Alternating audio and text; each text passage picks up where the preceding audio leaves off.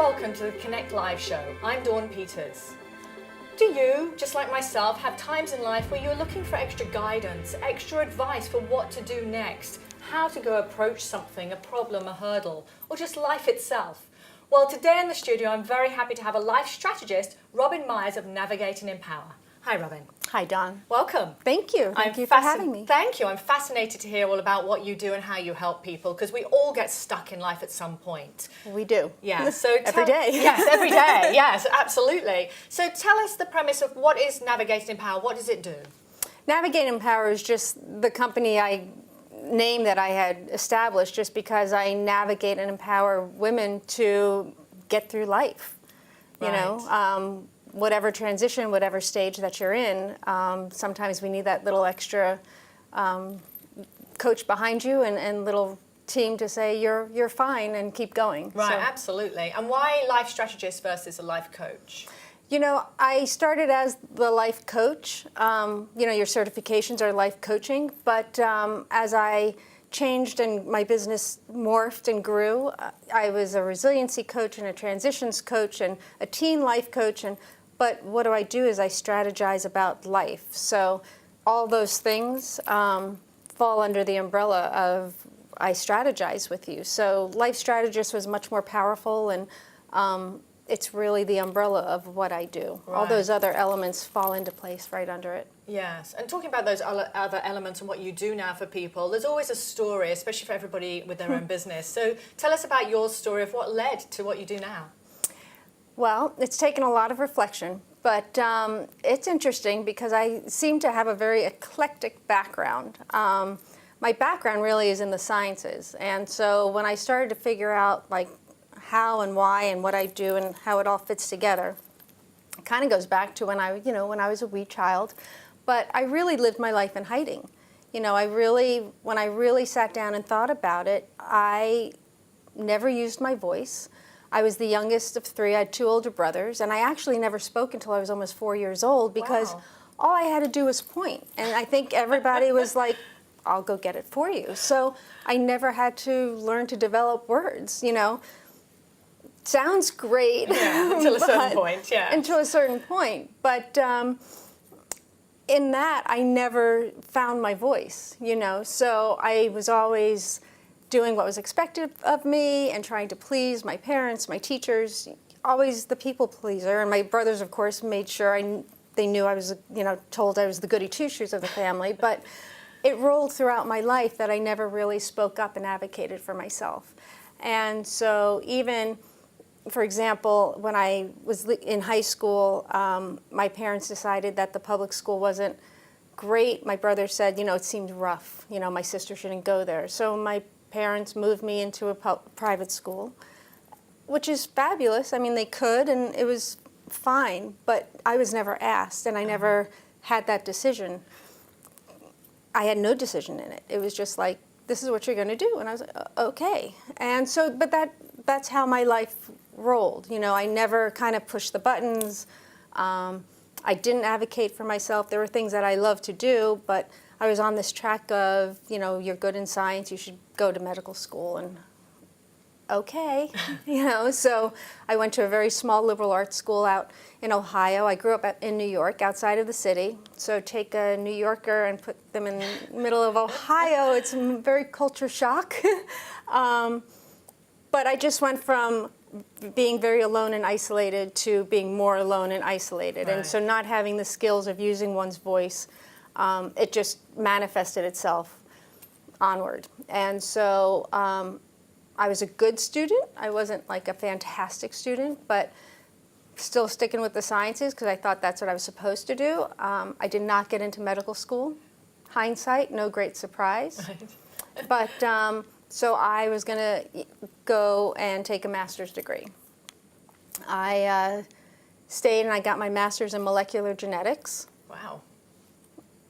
Wow. It was interesting. Yeah, but it was just because I was supposed to kind of do that. Right. But in that interim of, you know, again, being, you know, 10 hours away from New York, you know, by car. So I was in Cleveland, Ohio versus New York. My mom took ill and passed away, and she was 53, and I was 21 at the time. And so she was my role model. You know, she was the one I did talk to. Right. So that anchor obviously was gone. So that just, you know, started even more of the loneliness and honestly depression and things that come from that. But, you know, people have lost, you know, loved ones, and of course you don't really move, you don't get over that, but you move forward from that. But what I learned is that, you know, yes, I have to move forward, but I missed her terribly. I didn't have that adult relationship with her. So I still finished my degree, though. Right. Still have Congratulations, yes. my master's in molecular genetics. Right. But still doing what I was supposed to do. I actually met who was to be my future husband at the time, and he was down in the D.C. area. So I went from Ohio, from grad school. I followed the guy to D.C., which I tell all my younger clients, never follow the guy. I followed the guy. But I still never really looked at what I wanted to do. You know, those are those years where I encourage people, you know, do anything and everything. You know, find your passion and, you know, travel and experience life and just do things, right? But I didn't. You know, I became a wife and a mother of 3, and not that I regret that, I adore them.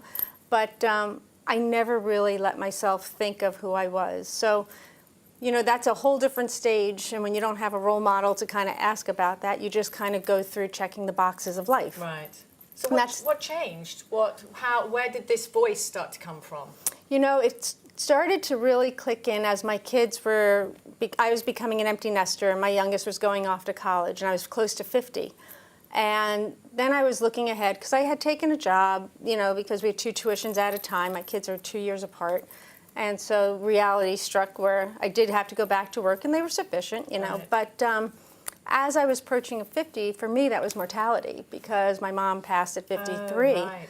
So I really took a really deep, hard look at that point. And it was kind of like, well, brakes on. If this is my halfway point, because that's all I knew, am I happy? Right. You know, what do I really want to do? I've done for everybody else. And I love to serve, and that's why I do what I do, because I really love to serve people, but I wasn't serving myself. And so all of that really made me very aware of, I've never taken care of myself. Right. And so did you find your voice come from inside, and then for you, then what you wanted to then go and help other people with the same strategy that you'd use for yourself? Absolutely. Right. So what is the process? If people work with you now, what is the process? What journey do you carry them through? You know, there's different aspects, but the similarity really with everybody is that as women, we deal with kind of taking on everybody else's needs and putting ourselves last. So I do like a character analysis. It's kind of like a DISC, like the business DISC. It's called PI, Predictive Index. Right. And it really is how you view yourself, and then how others view you, personality-wise, just to kind of give you a layout of where you think you are. Some think they're incredible, dominant personalities, and they're not. And that's fine. You know, there's nothing right or wrong about it. It's just to be aware of what your personality is. And especially if you're an entrepreneur and you're running a business, you know, where's your strengths, where's your weaknesses, where do you need support in a business? So I start with that. And then the gist of really what I do is it really comes down to kind of changing your mindset. You know, we really, I guess because we're caregivers mainly, we really have a very hard time putting ourselves first, right, yes. You know, without the guilt, without saying, you know, should I or shouldn't I?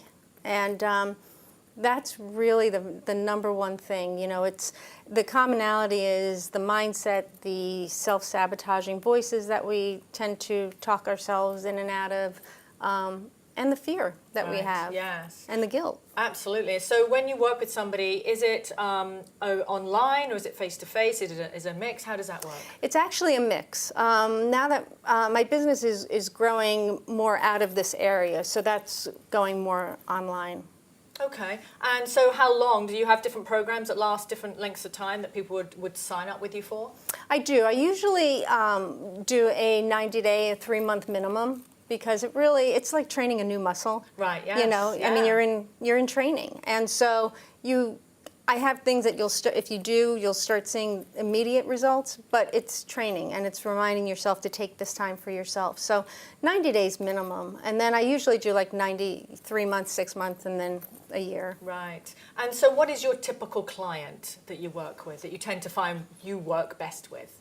You know, I think typically it's that 40 to 55-year-old. Typically. I have a couple of younger clients that are starting their own businesses. It's interesting because my younger clients, I have two very strong younger clients, like strong-willed personalities that are fantastic. They're trying to, you know, start their life almost and build a new business, but they're obviously still working in order to finance the new business. Right. But the mother that is kind of overwhelmed with the family and then becoming an empty nester, that whole chunk of that 40, 55 is really the ideal. Right, okay. Do you have a particular story, a success story you can tell us about, where you helped somebody? I had several. Yes, I would hope so, yes. I hope so, I know Yes. so. One woman that I work with is actually my age. She's 53, and it's interesting. She's gone through kind of similar changes, you know, and her kids are older. I think 2 are married now, and she really was very much feeling the heaviness of what am I supposed to do?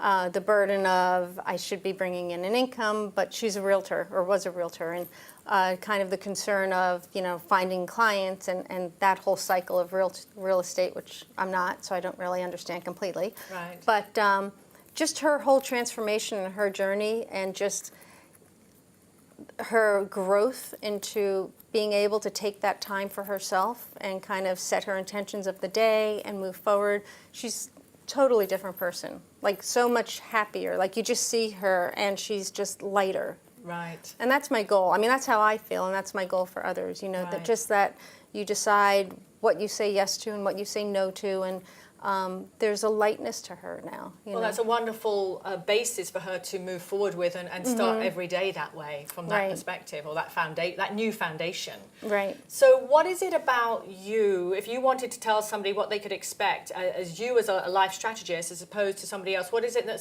stands you apart to work with your clients? I have the training, and I've lived it. Right. You Well, know, fantastic. And so I think, you know, everybody, you know, you attract people that obviously are attracted to you and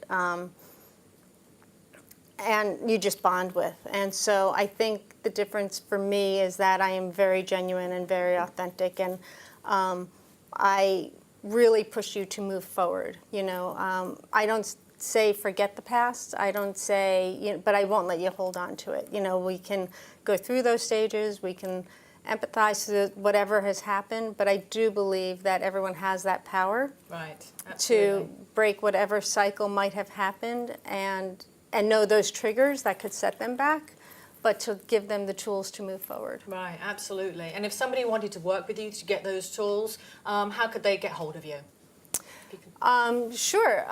So my website is www.navigate-empower.com. I'm also on Facebook, Navigate and Empower. I'm on Twitter and LinkedIn. But if you want to just reach out and call me, it's my phone number is 703-615-2439, or email me at Robin, navigate-empower.com. Okay, now why Fantastic. don't you give me that close again, so if we want to get in touch, and you don't have to say the at, just, or show, just Robin at, so Okay. will be fine. Yeah. So why don't you open up again, if someone wants to get Okay. in touch with you, hang on, let me get to your camera. Anytime, Dawn. So if somebody wants to work with you and get those success tools, bleh. Get those tools, we'll miss out the success. Okay, so if somebody wanted to work with you and get those tools for life, how do they get hold of you?